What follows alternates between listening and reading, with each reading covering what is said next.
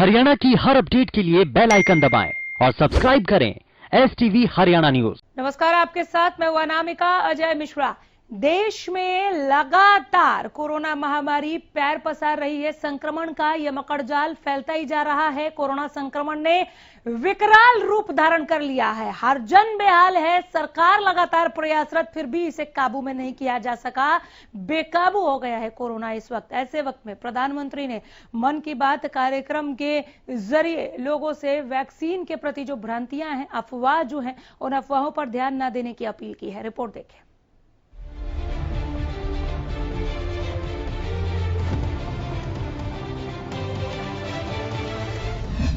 टूटती मरीजों की सांसें, आंखें नम, ऑक्सीजन की जरूरत बनी हरदम, खौफ के साए में जी रही दिल्ली, इलाज की आस में आंखें गीली। देश में कोरोना का संकट अपना विकराल रूप दिखा रहा है। हर रोज देश भर में रिकॉर्ड तोड़ मामले सामने आ रहे हैं, जिसको लेकर केंद्र और राज्य सरकारें अपने अपने तरीके से कोरोना को लॉक करने की कोशिशें कर रही है। लेकिन हर रोज कोरोना के नए आंकड़े चिंता का विषय बन गए। एक और बेकाबू कोरोना की रफ्तार, तो दूसरी तरफ देश में इस वक्त हालात बद से बदतर हो गए हैं। देश में बीते 24 घंटों में एक दिन में सबसे ज्यादा 3,49,691 नए मामले सामने आए हैं, जबकि 2,767 लोगों ने अपनी जान गंवाई। सबसे ज्यादा मामले महाराष्ट्र से सामने आए हैं। इसके बाद उत्तर प्रदेश, कर्नाटक, केरल और दिल्ली के मामले हैं। इन 5 राज्यों से नए केसों का कुल 53% हिस्सा है। हरियाणा में भी कोरोना की रफ्तार बरकरार है। बीते 24 घंटों में कोरोना के 10,491 नए मामले सामने आए, जबकि 60 लोगों ने अपनी जान गंवाई है। आइए ग्राफिक्स के जरिए आपको बताते हैं प्रदेश के ताजा आंकड़े। एक दिन में कोरोना के 10,491 नए मामले, 24 घंटे में कोरोना से 60 लोगों की मौत। कोरोना से अब तक 3,703 लोगों की मौत। 5,104 मरीज इलाज के बाद हुए ठीक। 69,384 हुए कुल एक्टिव मरीज। रिकवरी रेट घटकर 82.32% हुआ। गुरुग्राम में 3,136, फरीदाबाद में 1,530 नए मामले। सोनीपत में 802, हिसार में 857 नए मामले। अंबाला में 376, करनाल में 578 नए मामले। पानीपत में 525, रोहतक में 224 नए मामले। रेवाड़ी में 104, पंचकूला में 252 नए मामले। कुरुक्षेत्र में 275, यमुनानगर में 370 नए मामले। सिरसा में 24 घंटों में 348 नए मरीज मिले। उधर दिल्ली में कोरोना पर लगाम लगाने के लिए दिल्ली सरकार ने एक हफ्ते के लिए लॉकडाउन को और बढ़ाने का ऐलान कर दिया। ऑक्सीजन का संकट बना हुआ है, बेड्स की भी किल्लत है, जिसके चलते फिलहाल सरकार को लॉकडाउन बढ़ाने के अलावा और कोई रास्ता नहीं नजर आ रहा। इससे पहले 19 अप्रैल की रात 10 बजे से दिल्ली में लॉकडाउन शुरू हुआ था। 26 अप्रैल की सुबह 5 बजे तक मौजूदा लॉकडाउन की अवधि है। दिल्ली में बीते शनिवार को 24 घंटे में कोरोना के 24,103 नए मामले सामने आए। 24 घंटे में दिल्ली में रिकॉर्ड 357 मौतें हुई। यह अब तक का सबसे बड़ा आंकड़ा है।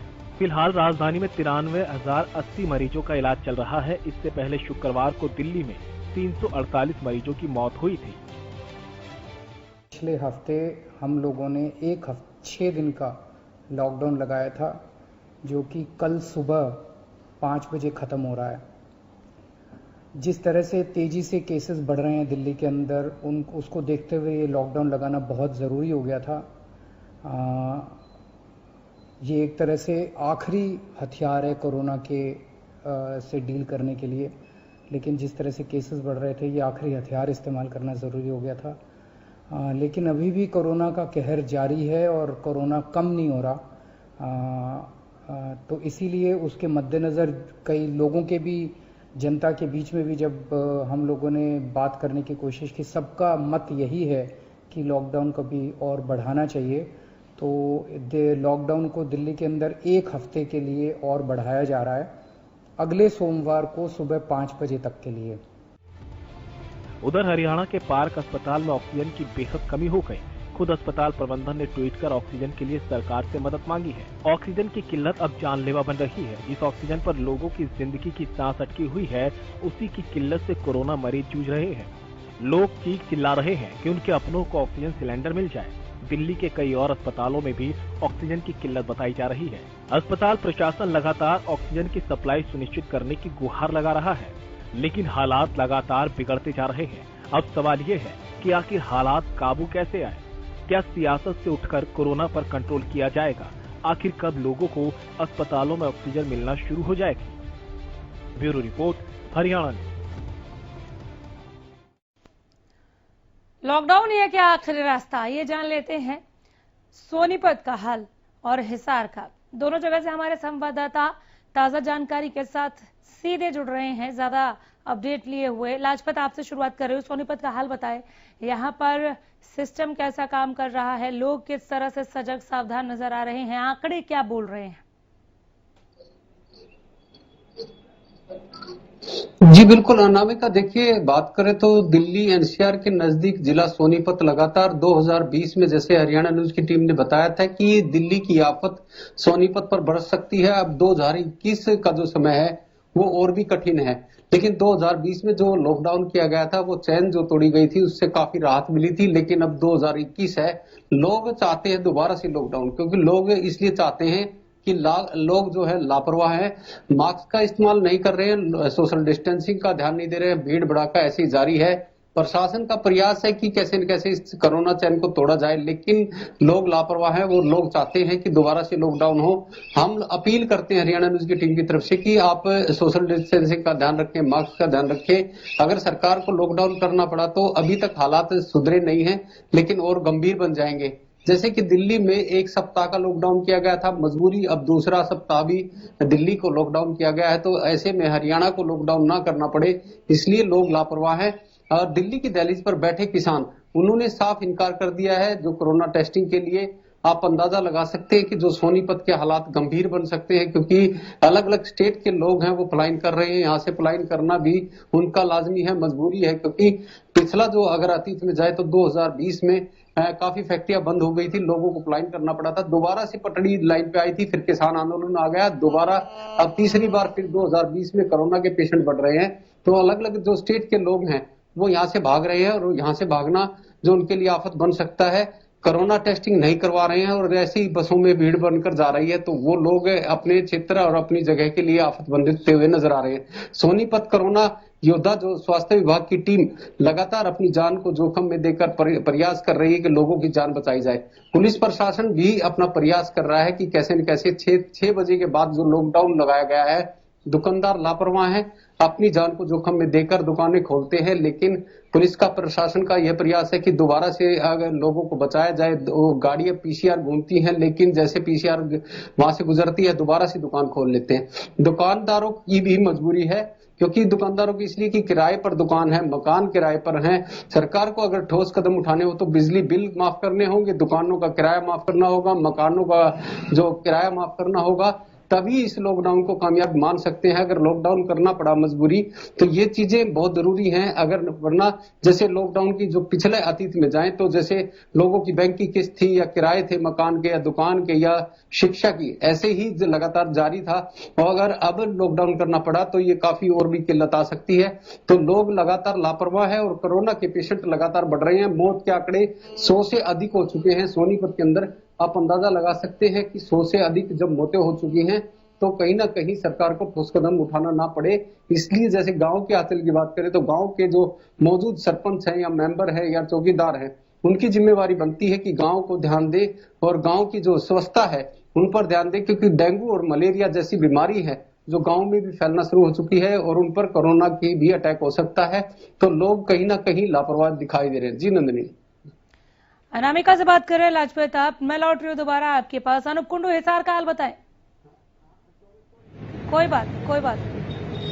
अनामिका जी, हिसार की अगर बात करें तो हिसार में काफी मामले बढ़ रहे हैं अनामिका जी, और हिसार उन 5 जिलों में से एक है जो अलर्ट पर रखे गए हैं। तो इसको देखते हुए हिसार में हम कह सकते हैं सावधानी बहुत अधिक बढ़ती जा रही है। इसको लेकर के प्रशासन काफी मुस्तैद है। सबसे पहले अगर हम ऑक्सीजन की बात करें तो अभी जो जिला की हमारे डीसी हैं उनका कहना था कि नागरिक अस्पताल में सोमवार को टीम विजिट करेगी और हिसार में ही जो है ऑक्सीजन का एक प्लांट लगाया जाएगा ताकि जिले में किसी प्रकार की कोई कमी ना आए। इसके अलावा वैक्सीन की बात करें तो वैक्सीन को लेकर के बहुत युद्ध स्तर पर अभियान चलाए गए हैं और जगह जगह वैक्सीन लगाने की प्रक्रिया शुरू कर दी गई है। 45 साल से ऊपर की आयु के जो लोग हैं उनको वैक्सीन लगाने का काम बड़े जोरों पर है और 1 मई के बाद 18 साल से ऊपर के जो लोग हैं उनको भी वैक्सीन लगाना शुरू कर दिया जाएगा। और इसके साथ साथ अनामिका जी ये बात जरूरी है कि जिस प्रकार से पहली जो वेव थी उसमें जो संस्थाएं साथ आई थी, जो लोग साथ आए थे, उस प्रकार सरकार को दोबारा से साथ लेना पड़ेगा क्योंकि पहले एक अभियान देखने को मिल रहे थे कि सार्वजनिक स्थानों को सैनिटाइज किया जा रहा था, गलियों को, चौपालों को सैनिटाइज किया जा रहा था। इस प्रकार के अभियान इस सेकेंड वेव में दिखाई नहीं दे रहे, तो सरकार को कहीं कहीं संस्थाओं को और जो एनजीओ है उनको साथ लेकर के इस प्रकार के अभियान भी चलाने पड़ेंगे ताकि कोरोना पर रोक लगाई जा सके। बहुत शुक्रिया अनूप इस जानकारी के लिए। ऐसे ही नजर बनाए रखिए, अपडेट के लिए मैं लौट कर आती रहूंगी। लाजपत एक बार फिर आपके पास लौट रही हूं। कल ही गृह मंत्री ने और मुख्यमंत्री ने जो जानकारी दी है कोरोना के खिलाफ जो हरियाणा मॉनिटरिंग कमेटी है उसकी बैठक के बाद, उसमें यह बताया गया कि रोहतक पीजीआई में 1000 ऑक्सीजन बेड बढ़ाए जाएंगे।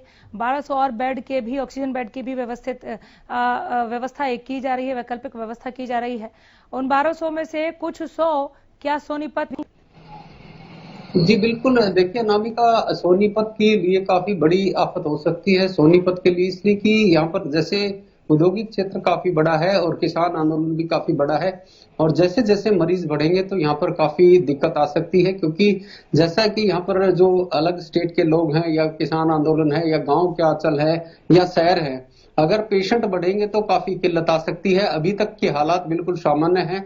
स्वास्थ्य विभाग की टीम लगातार अपना प्रयासरत है क्योंकि यहाँ पर खानपुर जो है वो खानपुर जो हॉस्पिटल है वहां पर बेड फुल हो चुके हैं, ऑक्सीजन जो बेड है वो फुल हो चुके हैं। इसके बाद अगर पेशेंट बढ़ते हैं तो दिक्कत आ सकती है क्योंकि बेडों की सबसे बड़ी दिक्कत है, ऑक्सीजन बेड है उसकी काफी दिक्कत है। लेकिन अब देखिए ऑक्सीजन पर कालाबाजारी काफी चलती हुई नजर आ रही है। जो 500 रुपए का सिलेंडर था वो 3500, 4000 जो भी रेट जैसे कि जो जरूरत होती है उसके हिसाब से मांगे जा रहे हैं। ये मैं जानना चाह रही थी लाजपत ऑक्सीजन सिलेंडर पे ही आ रही थी मैं। 500 का 3500 अदा कौन कर रहा है? क्या ये लोग निजी तौर पे खरीद के अपने घरों में लेकर जा रहे हैं कि जो होम क्वारंटीन है उनके लिए जरूरत पड़ सकती है वो दे रहे हैं 500 का 3500, या निजी अस्पतालों को खरीदना पड़ रहा है? सरकारी अस्पतालों में तो ऐसा होगा नहीं। कहां पर ये 500 का 3500 दिया जा रहा है? खरीदार कौन लोग हैं? कालाबाजारी करने वाले तो जो काला बाजार को बढ़ा रहे हैं, चांदी कूट रहे हैं, वो तो एक गुनहगार है ही। ये खरीदार कौन लोग हैं, जरा बताइए जरा। जी बिल्कुल, देखिए जिनके मरीज है उनकी मजबूरी है कि उनको ऑक्सीजन की जरूरत है, लेकिन कहीं ना कहीं हमने कल प्रयास किया था, जिस व्यक्ति ने हमारे को बताया था हमने उससे प्रयास किया था, लेकिन उसकी आंखों में पानी था और उसने कहा कि मैं मीडिया के सामने नहीं आता क्योंकि हमारा परिवार जो है वो जूझ रहा है, इसलिए उसने मना कर दिया मीडिया के सामने आने से। और तो लगातार बात करें तो देखिए ऑक्सीजन से काफी ऐसे काम है जो छोटी दुकान। पुलिस कहाँ है? पीसीआर कहाँ है? जी बिल्कुल देखिए पीसीआर को और पुलिस को, प्रशासन को आगे आना चाहिए ताकि ऑक्सीजन की जो है फैक्ट्रियां है, जो प्लांट है उन पर ध्यान देना चाहिए ताकि इस तरह के व्यक्तियों को पकड़ा जाए और इस तरह के जो व्यक्ति हैं उन पर कार्रवाई हो, क्योंकि जो लोग हैं वो कहीं ना कहीं इसका फायदा उठा रहे हैं और जैसे यहाँ का ये मौत का सौदा कर रहे हैं, वो भी कहीं ना कहीं ये जान बचाने के लिए बहुत ही गलत धंधा कर रहे हैं। इस तरह के धंधों को बर्दाश्त नहीं किया जा सकता। केवल अरेस्ट नहीं, तुरंत प्रभाव से सख्त कार्रवाई बनती है ऐसों पर। आपने कल दिल्ली की खबर सुनी होगी, दिल्ली हाईकोर्ट ने कहा हम फांसी दे देंगे जो भी ऑक्सीजन की सप्लाई को बाधित करेगा। ये एक तरीके से ऑक्सीजन की सप्लाई को बाधित करना ही है। अगर सिलेंडर सही तरीके से अस्पतालों तक पहुंचेंगे तो कालाबाजारी होने की नौबत ही नहीं आएगी। लोगों को जब ऑक्सीजन अस्पताल में मिलेगा, लोग क्यों जाएंगे ब्लैक में खरीदने के लिए? जी बिल्कुल, देखिए हॉस्पिटलों में जो बेड है वो फुल हो चुके हैं। जिन लोगों को अपने घर में रहना है उनके लिए कहीं ना कहीं ये कालाबाजारी देखने में आ रही है और सुनने में भी आ रही है। नहीं बर्दाश्त किया जा सकता, बिल्कुल नहीं बर्दाश्त किया जा सकता। वो जरूर स्वास्थ्य महकमा किस तरह से दबिश देता है, सीएमओ की तरफ से क्या एक्शन लिया जा रहा है, पुलिस कमिश्नर क्या कर रहे हैं, यहाँ की जो स्थानीय पुलिस है वो क्या कर रही है इस कालाबाजारी को रोकने के लिए? अगली दफा जब जुड़ूंगी तो ये मेरे सवाल होंगे। बहुत शुक्रिया लाजपत इस तमाम जानकारी के लिए। हमारे साथ फतेहाबाद का हाल बताने के लिए अजय मेहता जुड़ गए हैं। अजय, क्या अपडेट है? बिल्कुल अनामिका, बताना चाहूंगा कि फतेहाबाद के अंदर जो है कोरोना को लेकर के तमाम जो है औपचारिकताएं पूरी की जा रही हैं। अभी जो है एक अधिकारियों की बैठक भी चल रही है इसी कोरोना को लेकर के कैसे मैनेजमेंट की जाए। फतेहाबाद की अगर बात की जाए, फतेहाबाद जीएच के अंदर कंप्लीट जो आईसीयू बेड हैं और जो ऑक्सीजन बेड हैं वो लगभग ऑक्यूपाइड हो चुके हैं। साथ ही जो प्राइवेट सेक्टर के अंदर जो प्रशासन की ओर से व्यवस्था की गई थी अस्पतालों के अंदर, वहां पर भी जो है अभी व्यवस्था जो है नियंत्रण में है। लेकिन जिस प्रकार से कोविड के केसेस बढ़ रहे हैं और जिस प्रकार से सीवियरिटी सामने आ रही है, उसको देख के लगता है कि प्रशासन को एक और कवायद करनी पड़ेगी ताकि किसी प्रकार की समस्या सामने ना आए। अनामिका, बहुत शुक्रिया अजय इस तमाम जानकारी के लिए। लेकिन नजर बनाए रखिए, बहुत ज्यादा जरूरी है स्थितियों को लोगों तक पहुंचाने के लिए ताकि लोग सावधान रहे, सजग रहे, उन्हें पता हो कि उनके इलाके के हालात क्या है।